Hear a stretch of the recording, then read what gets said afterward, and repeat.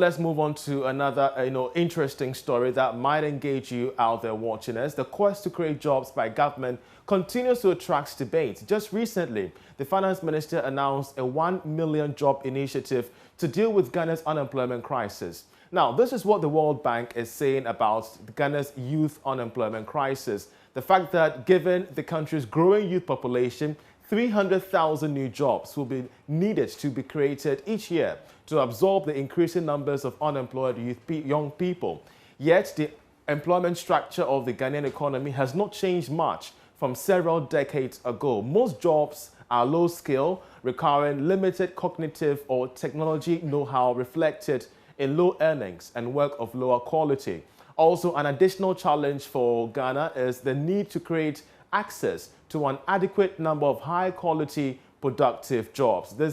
These are the words from the World Bank, and it might interest you to know that there are currently 9 main government programs that address youth unemployment, including the Youth Unemployment Agency, the YEA, the National Vocational Training Institute, the NVTI, the Youth in Agriculture Program, of course, the National Entrepreneurship Innovation Program, not to talk about that of the National Service Program and even that of the popular Nation Builders Corps. In all of this, Ghana still faces an unemployment crisis. But what could be wrong? What could we be doing wrong? Once again, a SWOT analysis of public youth employment programs by the World Bank lists some weaknesses. You can see that on your screen. The first one being that there is limited and irregular government funding for most of their programs.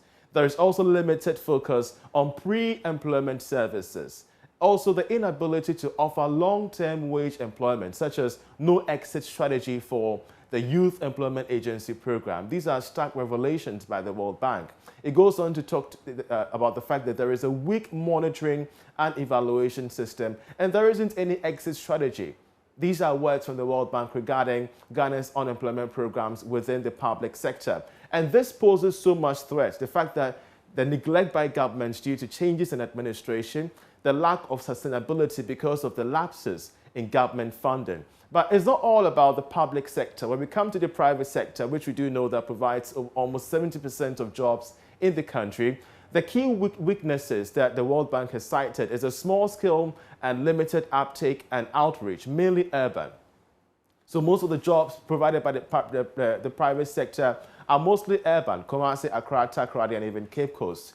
And also the lack of accessibility to rural youth, the high unit costs, the limited duration threat, the lack of funding due to the organization's shift in priorities, or the change in the bottom line. All these revelations from the World Bank. But let's trickle this all in our discussion this afternoon as we're joined by the Chamber of Young Entrepreneurs. The President, Sheriff Gali, joins us via Zoom. Also joining us is HR expert and consultant Emmalyn Date, as well as 2 job seekers with their stories so far. Ladies and gentlemen, welcome to the program. Let me start off with the job seekers that we have on our screens. First of all, any of you could take it up. What has been your search for a job for, God knows how long? For how long have you been searching for a job? If you could unmute your microphone, please. Yes, I have been searching for a job for about 2 years now. For 3 years now? 2 years. All right. And what has been your story? I mean, we do know that there are various government programs and policies. Are they not meeting your needs? Well, there is some deficiency in that regard because most often you walk into offices and these days the status quo is not the qualifications that you have. It's usually who you know and what your packet is like. That's basically what I have experienced. But what did you study at the university that you'd want a job in currently? I studied integrated development studies in the University for Development Studies. And what kind of job are you seeking now? At the moment, I'm looking for something in the development sector, in the regional offices and other offices that deal with development in general. So, Nana Joy, you've been searching for the past 2 years to get this done. But let me bring in your colleague, job seeker. You've also been searching for a job. First of all, for how long have you been searching for a job? For the past 6 years. For the past 6 years?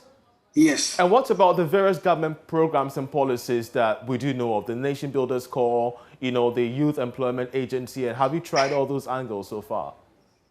Yes, with regards to the Nations Builders Corps, most of those that are enrolled on this program are even already working.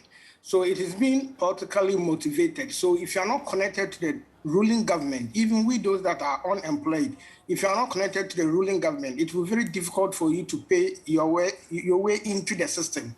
Most of them are working, but because of the political lineage that they have with the ruling government, they are so enrolled into it. When the money comes, then they tend to share the money with the relevant executives and the directors that are there, making it difficult for we, the unemployed youth, to penetrate into the system. Well, that's quite interesting. We cannot really verify most of the things that you stated, but it's quite clear that you haven't, a huge challenge accessing job opportunities. But Emma Lynn Data, you are an HR expert, and for your field, we do know we've spoken to several online portals, and we're getting the feedback that there are so many job listings each and every day. We're talking of hundreds of them, but there is a challenge regarding the skills gap. Yes, regarding that, as an HR professional, a recruiter, it is one of the things that many of my clients complain about. Even for those that get the jobs, they similarly don't give the impression that they want to even stay on the job, but they still want to get paid. That's because of proper attitudinal deficiencies. What on the flip side is that, you see, there are so many jobs which are outside the systems you actually mentioned, but those skills are not available. So every single day, I get job adverts on my WhatsApp platform. There's a particular gentleman who has been asking for a job. Now, I give him several options, and he's not interested. And that is why he has no skill for the jobs available. Young people should understand that not having a skill is not just being skilled and assuming that automatically, if I have the skill, I will be employed. That the world is changing. The world of work has changed drastically.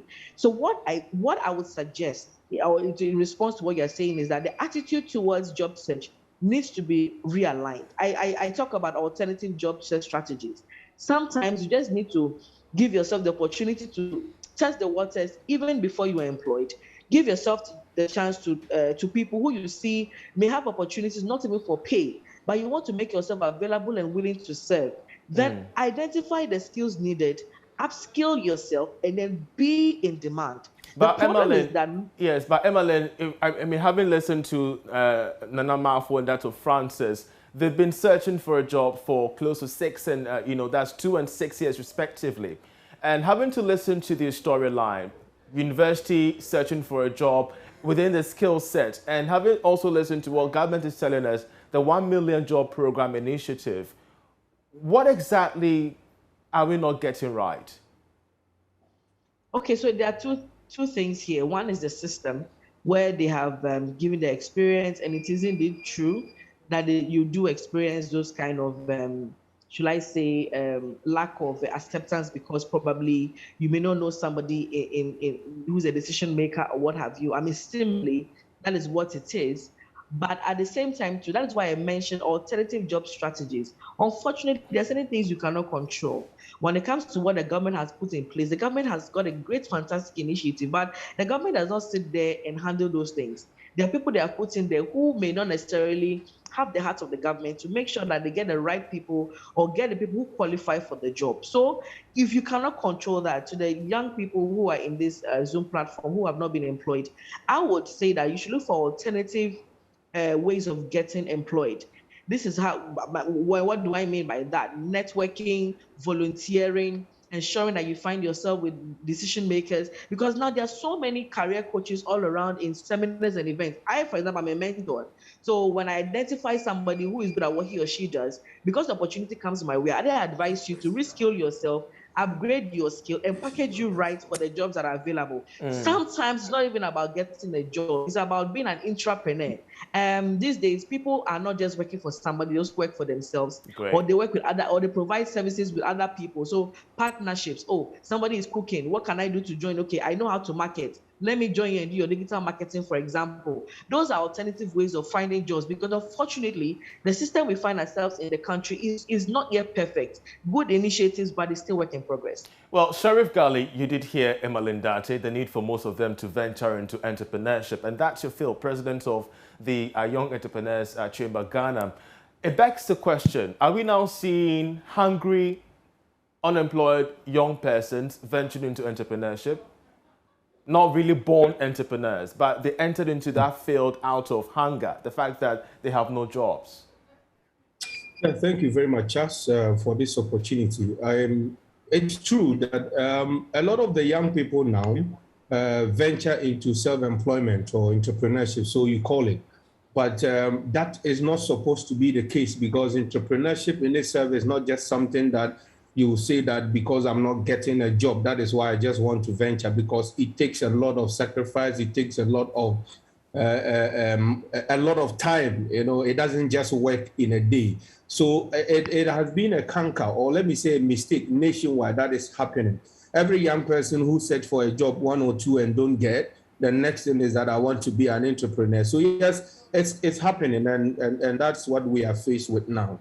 So having also understood what is happening from the governmental level, even from the private sector as well, the various policies being rolled out. Recently, we engaged you on the 1 million job program initiative. Once again, I want to put this question to you as well. What is government not getting right? All right, so Charles, it goes back to the drawing board. When you are channeling out outputs that were only taught to read and chew and come and pour, without no practical skills that industry need, how do you want them to be employed? So government will need to go back, revisit our curriculum. We don't just teach people to come out and only know how to chew and pour, but with practical skills that is needed. What are the skills that are needed in this 21st century? This is what we should be teaching our people, not just the old way. So that is where we need to go back. Aside that, I like I said on your program, it is not, for me, I am not too elated or happy about this 1 million jobs. We've had 100,000 jobs every year. So it's been something we hear because we believe that people need the jobs. But we have to stop doing these cosmetic promises or interventions and come out with realities. What is workable? You have a country where we don't even have a database of young people that are unemployed. We base our statistics on national service, and that is not the case. We need to go back to the drawing board, understand how many young people, even if we don't get the accurate number, but we need to know how many young people that are not employed. Based on that, you can then design your policies that can be able to get these people employed. When you understand the database of young people that are not employed, it will tell you the skill set they have. It will inform you what their capabilities are. Then it will tell you that, no, we even need to upskill our people. We need to go this direction. But when you come and mention that, okay, 1 million just because, yes, we need it, that one is okay. I like the mindset of the government at this very moment. But the question is that let's go back to the drawing board and do what is right. Now ask yourself, all those promises, what have they yielded? What is the impact story? Have we been able to achieve them? Is it true or is it feasible that we can achieve this 1 million jobs? Already you mentioned we have 9 interventions that all seek to create jobs. We still have the same unemployment issue. So what is the difference here with this 1 million? You see, that is a point. That's where we are heading to. So government will need to be a bit more practical, not being cosmetic. Let's go deep down, understand the situations, analyze them before we can create jobs for this teeming youth, which is very, very integral. I think it's number 1 issue in our country that needs to be looked at. The youth are growing, the jobs are not there. The government in Ghana that is supposed to employ more cannot even employ more. The private sector, the private sector is not empowered to scale up, grow, and so we can employ. So at the end of the day, we are just at a standstill. We are running around as like, you know that thing, you go back and you come from. And that's a very bad thing. You know, we need to really look into that. Yeah. Great. Well, Nana Malfo, you've heard the two experts on this view, and I believe you've also been following trends across board. What's happening in the news? 1 million job program. I mean, how is this informing you as an unemployed graduate? Well, as an unemployed graduate, I think it's good if it's feasible, if it's able to work. It is different from being said than actually working. You can't say with mouth that you're creating jobs. We need to see it. We need to be able to access these opportunities and be able to be hired.